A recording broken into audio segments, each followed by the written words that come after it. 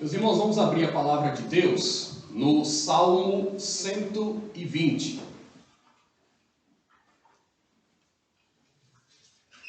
Salmo 120.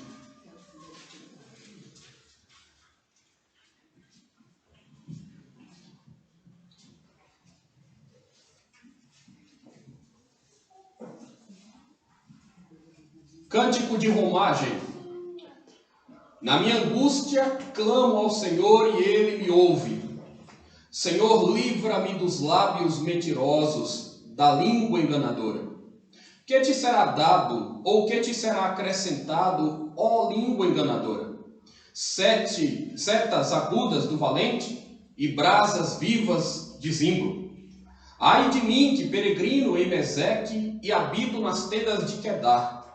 Já há tempo demais que habito com os que odeiam a paz. Sou pela paz. Quando, porém, eu falo, eles teimam pela guerra. Senhor Deus, mais uma vez, clamamos o teu auxílio nessa manhã. Que a tua palavra enche os nossos corações. Que o teu Espírito trabalhe em nosso viver.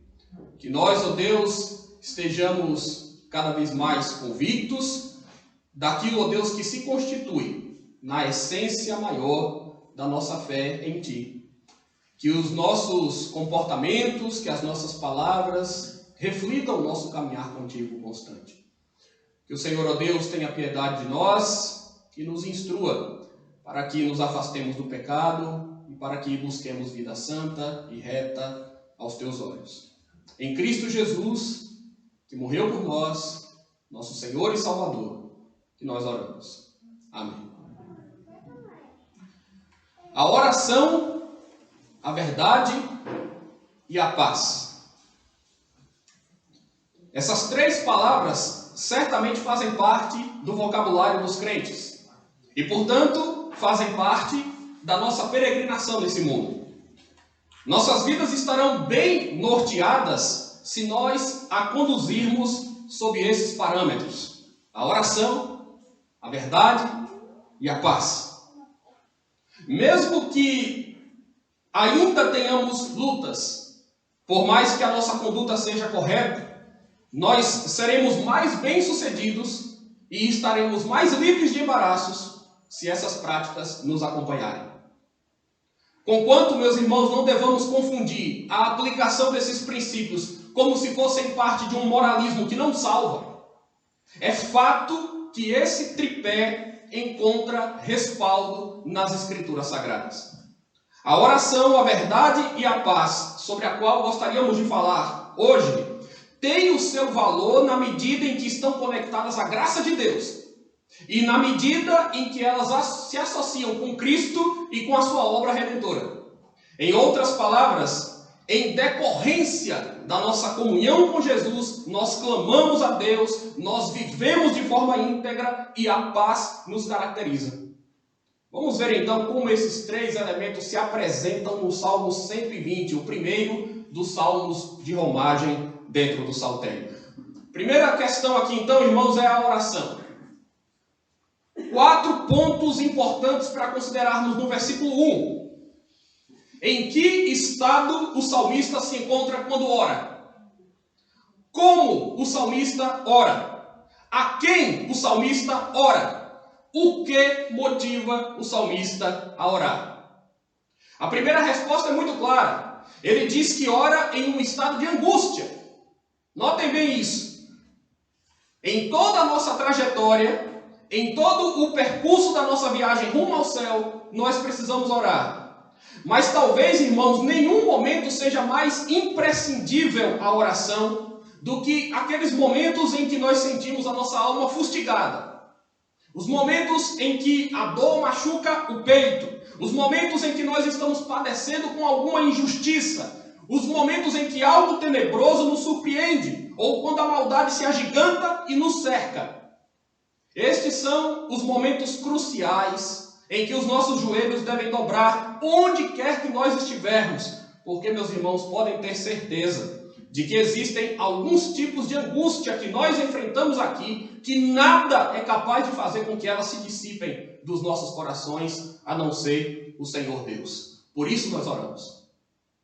O escritor diz: na minha angústia, clamo ao Senhor.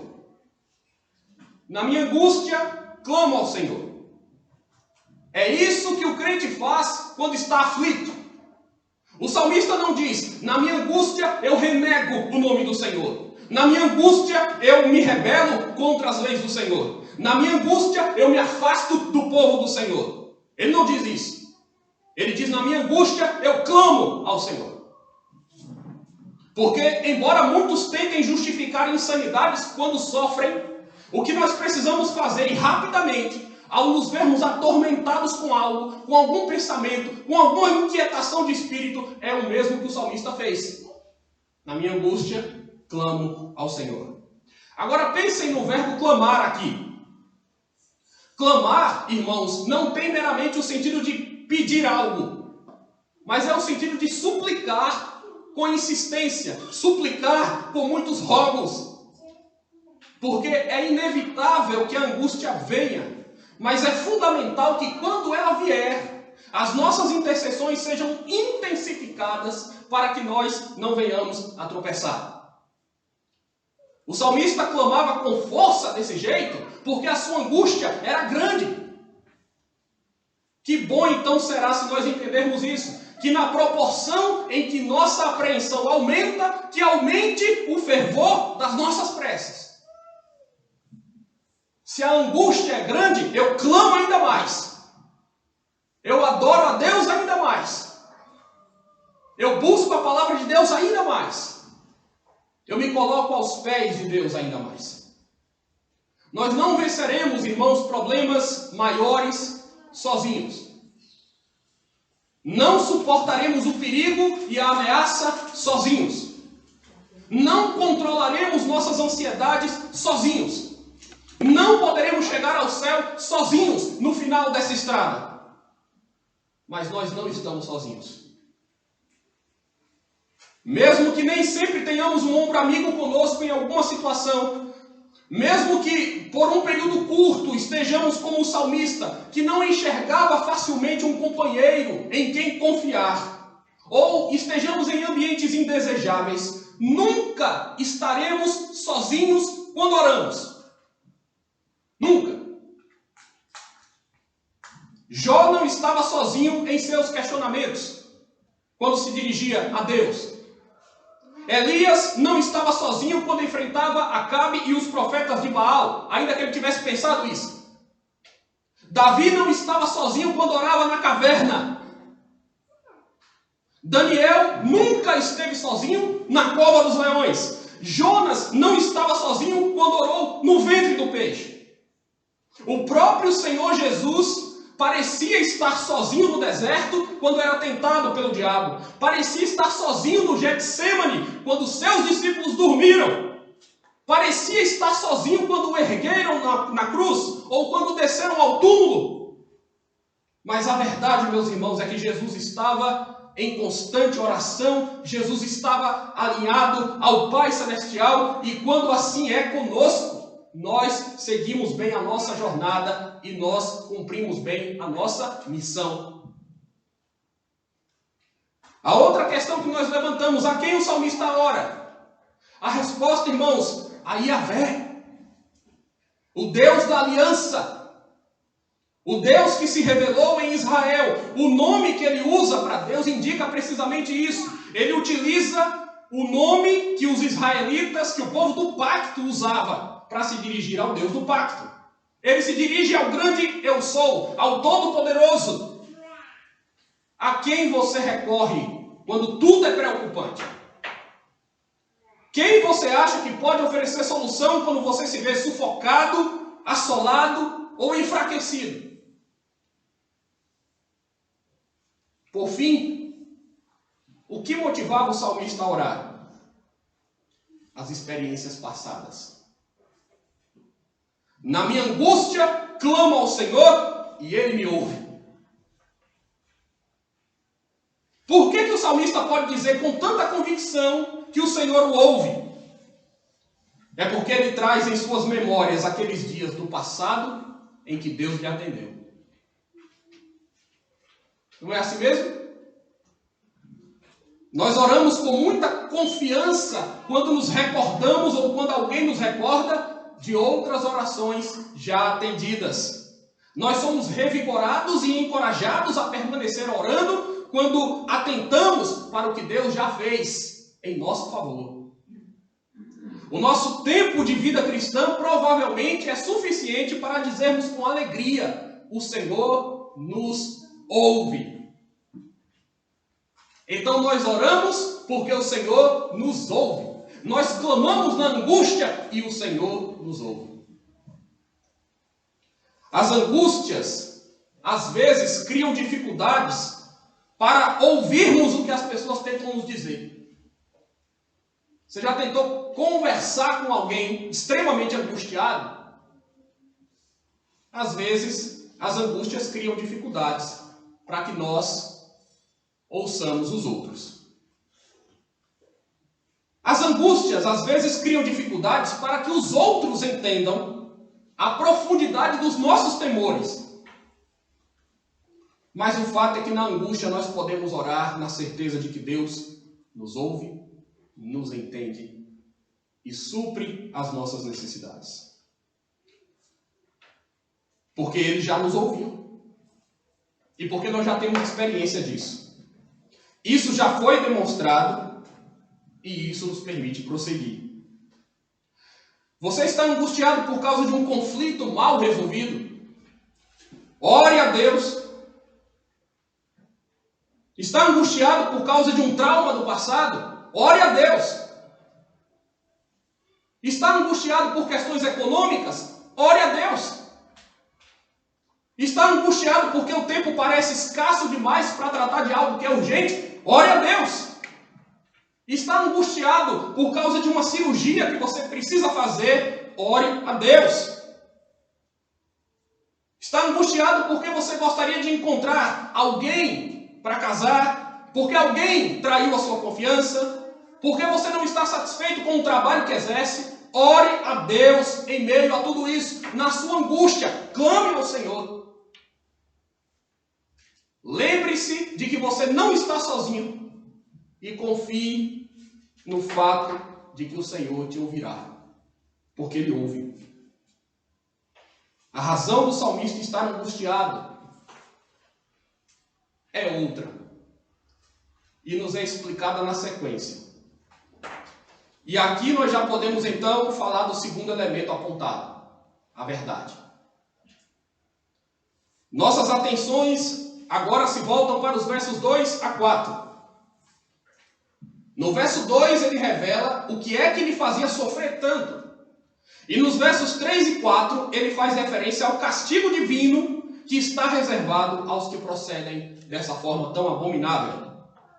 O homem temente a Deus que escreve esse texto está muito ferido, muito desgastado, por causa de um dos pecados mais cruéis e com o maior potencial de destruição que existe, que é a mentira. A mentira fez os nossos pais caírem no Éden. A mentira culminou com a morte de Ananias e Safira. A mentira foi um dos artifícios dos adversários de Jesus que o levou à condenação. Ele blasfemou. Ele expulsa os demônios pelo poder de Beelzebu. Ele deseja o trono de César. Ele não respeita a lei de Moisés. Tudo mentira. Mentiam assim desesperados os inimigos do mestre. O fingimento, a bajulação, a falsidade, o espalhamento deliberado de inverdades com o intuito de prejudicá-lo. Era o que causava profunda tristeza ao salmista e é o que ainda causa muitos estragos em nosso tempo. Não por acaso Jesus disse que o diabo é o pai da mentira, o ladrão que veio somente para roubar, matar e destruir. Contrariamente, o próprio Jesus se define como sendo a verdade suprema e transcendente. É claro que isso chama a atenção para as manobras que nós fazemos com as nossas palavras. O Antigo Testamento diz que a língua é uma espada afiada. O profeta Jeremias afirma que ela é como uma flecha mortífera. Mal utilizada, ela é como um veneno mortífero que contamina o corpo inteiro. E não só põe em chama toda a carreira da existência humana, como também é posta ela mesma em chamas pelo inferno. Estou usando o linguajar de Tiago. Poucas coisas mancham mais a reputação, danificam mais as amizades, prejudicam mais a execução de bons planos e são mais capazes de fazer famílias e carreiras inteiras desmoronarem do que a injúria, a calúnia e a maledicência. Esta é a grande arma do homem ímpio. O salmista tem muita razão aqui em dizer: Senhor, livra-me dos lábios mentirosos e da língua enganadora. Pelas expressões que ele usa, meus irmãos, dá para entender que ele está sendo vítima da hipocrisia de uns e do ataque direto de outros. Nada pode ser pior para um homem crente e correto do que uma campanha espúria visando macular a sua imagem. Nada é pior. Irmãos, essa é uma composição em que nós não temos nem indicação de autoria e nem de contexto. O que é comum nos salmos de romagem. 10 dos salmos de romagem são assim. Não tem indicação de autoria nem de contexto. 4 deles foram escritos por Davi. Um deles foi escrito por Salomão. Mas 10 são anônimos, como o Salmo 120. Mas alguns apontam que esse possivelmente seria um salmo pós-exílico. E que talvez ele pudesse ser localizado no tempo em que Esdras, Neemias e Zorobabel retornaram a Jerusalém e passaram a liderar a reconstrução da vida religiosa, civil, a reedificação da cidade e dos muros. O que é que acontece ali? Vocês lembram? Os líderes do povo são duramente atacados, são acusados. Sambalá e Tobias se colocam como opositores ferrenhos. Alguns antes já tinham tentado se infiltrar na obra para minar os esforços de quem trabalhava sério. Os judeus são chamados de fracos. Palavras pejorativas são dirigidas a eles para desanimá-los. E até mesmo uma carta infame foi escrita para o rei da Pérsia. Lembram disso? No capítulo 4 de Esdras, nós temos o conteúdo daquela carta. Nos versículos 12 e 13, se diz lá: seja do conhecimento do rei, que os judeus que subiram de ti vieram a nós a Jerusalém. Eles estão reedificando aquela rebelde e malvada cidade, e vão restaurando seus muros e reparando os seus fundamentos. Saiba o rei, que se aquela cidade se reedificar, e se os seus muros se restaurarem, eles não pagarão os direitos, os impostos e os pedágios. E assim causarão prejuízos ao rei. Vejam só.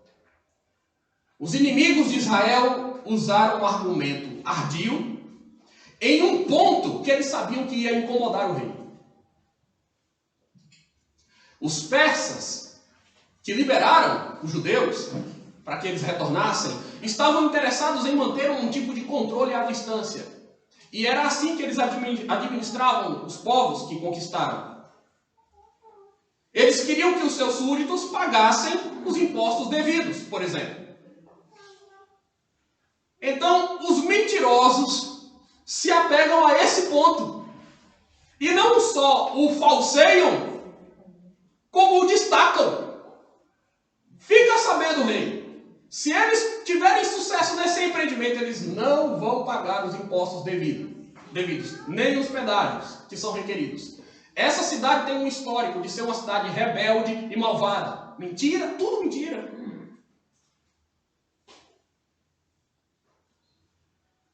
Irmãos, as pessoas maliciosas fazem exatamente isso.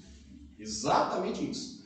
Elas estudam como podem selecionar as informações ou o que é que elas devem enfatizar, de que forma e para quem, a fim de alcançar os seus objetivos sórdidos. Não é uma questão apenas de mentir, notem, mas de premeditar toda a mentira, de elaborar a mentira, de destacar um aspecto em detrimento de outro, ou de dizer uma inverdade simplesmente. O que aconteceu por conta da carta que eu mencionei? A obra de reconstrução foi paralisada por um tempo. Momentaneamente, os adversários do povo de Deus conseguiram o seu intuito. Momentaneamente. Seria possível, então, que o autor do Salmo fosse um judeu que vivenciou aqueles dias e que ficou indignado com as investidas dos perversos? A obra foi retomada depois, irmãos, porque Deus está com o seu povo e contra os que oprimem os seus servos. Isso é muito claro. Deus continua abençoando os que o abençoam, os que abençoam os seus escolhidos, desculpem. E Deus continua amaldiçoando a quem amaldiçoa o seu povo. Ninguém pode mudar isso. Ninguém pode mudar isso. Que o diga o falso profeta Balaão. Esse modo de pensar justifica os versos 3 e 4, que tratam do castigo que vem ou que virá para os que usam de tamanha deslealdade. Que te será dado ou que te será acrescentado, ó língua enganadora? Irmãos, essa pergunta é como se o salmista indagasse: qual é a vantagem? Qual é a vantagem que aquele que mente, que difama, que ofende os outros, pensa que tem? O que é que o fofoqueiro espera? Qual o proveito que busca aquele que sem razão, por puro orgulho, por pura ganância, por pura inveja, entrega os seus lábios ao engano? Sabe qual será a paga que eles receberão? Setas agudas do valente e brasas vivas de zimbro. Isso é juízo.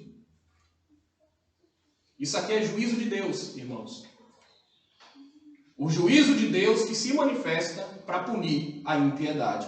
As setas aqui referidas eram comuns nos campos de batalha. Arqueiros treinados eram capazes de disparar a uma distância considerável e atingir os seus alvos de modo fatal. As setas eram agudas porque elas eram bem afiadas para penetrar com mais facilidade no corpo humano. Como as setas do valente causam danos profundos, dilaceram a carne, derrubam as vítimas no chão, assim faz a língua maldita. Mas a resposta de Deus é proporcional e equipara tudo. Por isso o texto também faz uma comparação com as brasas vivas de zimbro. O que é o zimbro? Um tipo de madeira mais dura do que o convencional, muito conhecida naqueles dias, que era ideal para produzir carvão. E por causa das características típicas do zimbro, o carvão que dele era feito tinha maior durabilidade. O que é que o texto está dizendo então? Que o juízo de Deus sobre os que praticam o mal com a língua será severo e não passará rápido. Setas agudas do valente e brasas vivas de vinho. É o que de zimbro. É o que aguarda a língua enganadora, os lábios mentirosos. Ou você acha que não é sério o que o livro de Provérbios diz sobre o homem de Belial, descrevendo-o como alguém que anda com a perversidade na boca? E a lista das coisas que o Senhor aborrece e abomina, ele diz: olhos altivos, língua mentirosa. A lista segue e fecha depois com testemunha falsa que profere mentiras e o que semeia contendas entre irmãos.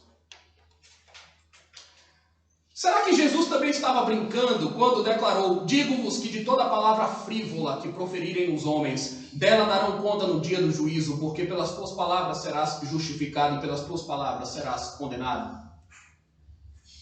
E o autor do livro de Apocalipse, ele escreve: quando, porém, aos covardes, aos incrédulos, aos abomináveis, aos assassinos, aos impuros, aos feiticeiros, aos idólatras e a todos os mentirosos, a parte que lhes cabe será no lago que arde com fogo e enxofre, a saber, a segunda morte, setas agudas, zimbro, isso é juízo de Deus.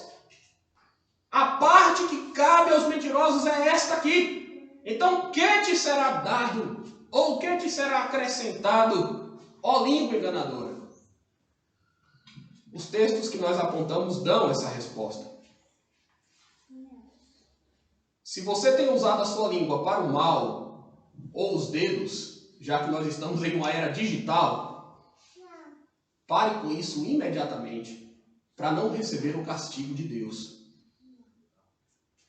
Se você, por outro lado, tem sido vítima de terceiros que agem com malícia e mentira, confie no Senhor, porque Ele fará justiça. E não pague com a mesma moeda. Não revide o mal com o mal. Não se lance em discussões tolas e intermináveis. Não perca tempo com palavrórios inúteis. Não dê ouvidos a impostores e hereges, porque esses também mentem muito e sofrerão as consequências. E não vá se vingar de ninguém na internet. Isso é odioso. Continue apegado à verdade.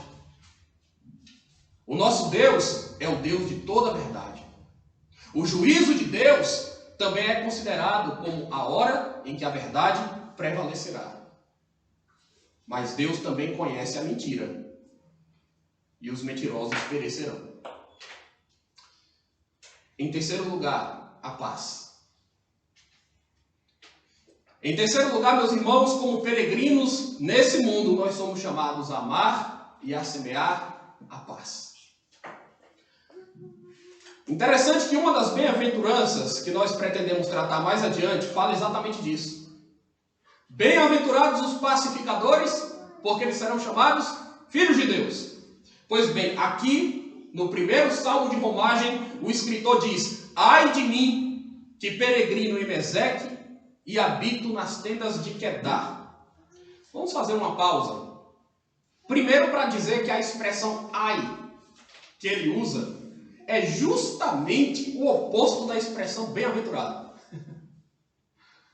Né? Porque se bem-aventurado significa alguém muito feliz, esse ai de mim do salmista é uma expressão de lamento e tristeza.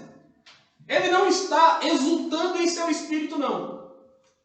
Até porque nós já dissemos que nem sempre o crente seguirá sorrindo. Mas ele tem que seguir confiando no que Deus fará.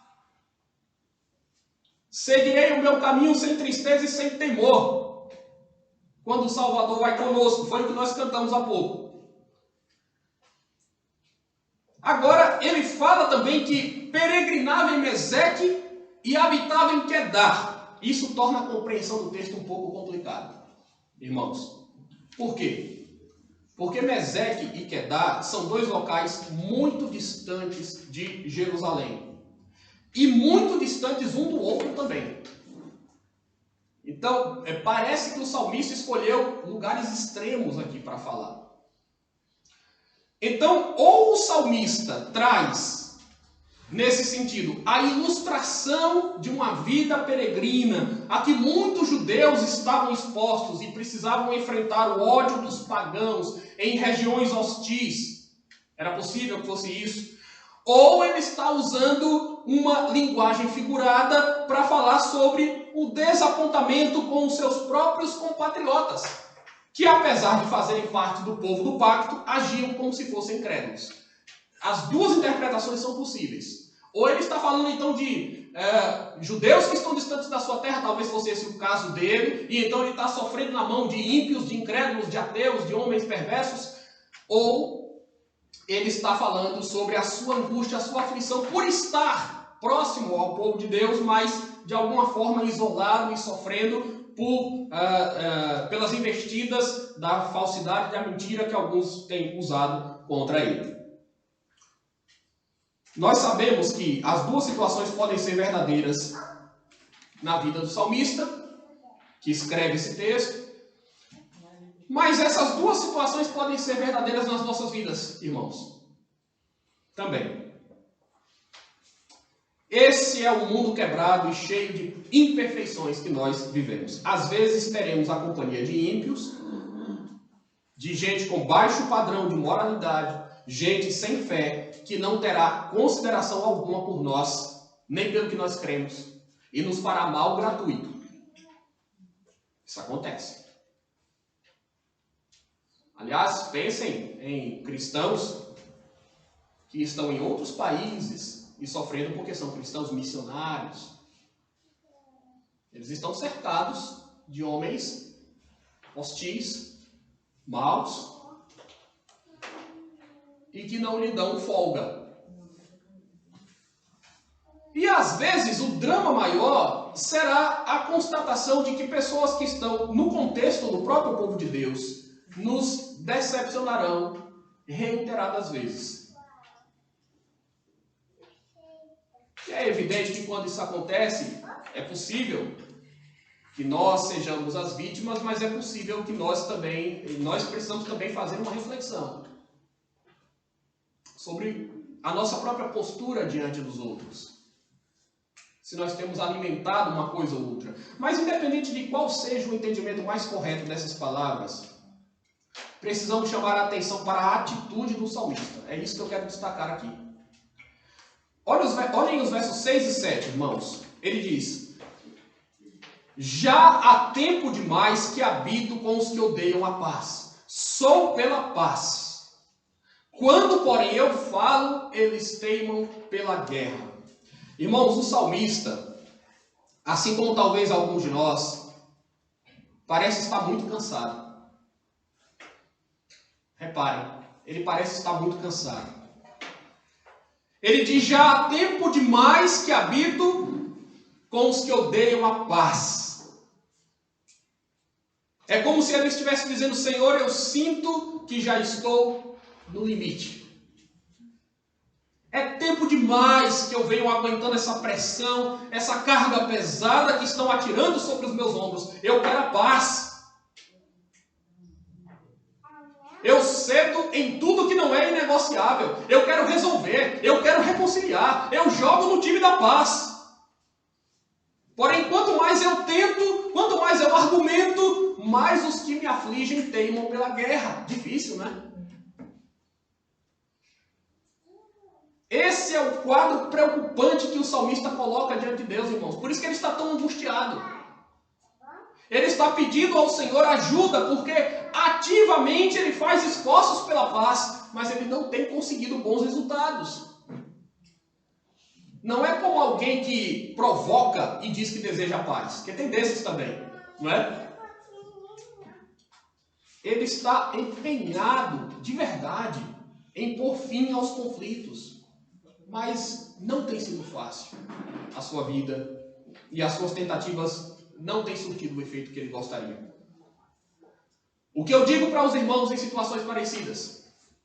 Eu digo que as atitudes dos outros não podem determinar a sua atitude. A atitude do crente tem que ser determinada pela palavra de Deus. E sabem o que é que diz a palavra de Deus? Se possível, no que depender de vós, tende paz com todos os homens. Romanos 12, 18. Sabem o que é que diz a palavra de Deus? Segui a paz com todos e a santificação, sem a qual ninguém verá o Senhor. Hebreus 12, 14. Irmãos, não tem sido fácil viver em paz nesse mundo. Esse mundo tem se tornado um lugar muito insalubre para quem busca a paz. Muitas vezes se torna cansativo. ver as pessoas divididas, usando desonestidade intelectual, se agredindo. Por vezes também os crentes são o alvo. Quantas mentiras para diminuir o valor da igreja, para macular o evangelho. Não seja ingênuo, porque tem gente que odeia os cristãos com todas as forças e não medirão esforços para guerrear contra nós. Como que nós reagimos? Não é pagando mal com mal. É nos empenhando pela paz. Agora, eu preciso dizer duas coisas importantes. Primeiro, é fato que às vezes, para defendermos ou para sustentarmos a verdade, a paz que nós desejamos pode se tornar mais difícil. Não por causa da nossa postura, mas pela postura alheia que está fora do nosso controle. Nem todo mundo vai tolerar, vai entender, vai aceitar o que nós dizemos, o que nós pregamos, ou como nós queremos viver em nosso próprio estilo de vida. Então, às vezes, para que a verdade prevaleça, a paz pode se tornar prejudicada. Não, repito, de nossa parte, mas pelas reações de outros. Em compensação, às vezes, eu vejo alguns crentes bélicos demais e que querem justificar a sua rudeza dessa forma. Eles dizem, eu prefiro a verdade do que a paz. E tratam essas coisas como se elas fossem irreconciliáveis, como se elas fossem excludentes. Ou eu prezo pela verdade, ou eu prezo pela paz. E vivem guerreando como se fossem ímpios. Deixa eu dizer uma coisa, o crente aprecia a verdade e a paz ao mesmo tempo. Ok? Talvez em alguns momentos não consigamos ter as duas coisas. Mas nós podemos sim trabalhar por ambas. Eu posso, do fundo do meu coração, desejar a verdade e desejar a paz. Até porque, meus irmãos, atenção. A verdade de Deus traz paz aos corações dos homens. Então, não trate a verdade sempre como se ela necessariamente tivesse que atiçar os ânimos, chocar os ouvintes, causar tumulto em função de uma suposta sinceridade impiedosa. A verdade pode trazer perdão. A verdade pode trazer mais consciência. A verdade pode trazer mais fruto do Espírito. Quando eu estou pregando a palavra de Deus aqui do púlpito, por exemplo, eu prego sempre a verdade. E a verdade pode ser incômoda em certas situações, eu reconheço, mas eu prego com a esperança de que a paz de Deus encha os corações de vocês através da verdade das Escrituras Sagradas. Então, na maioria das vezes, a oração, a verdade e a paz serão alinhadas, caminharão juntas, farão parte das nossas vidas como crentes e precisarão ser cultivadas. A verdade nem sempre gera turbulências e problemas. Sabe o que é que sempre gera turbulências e problemas? A mentira.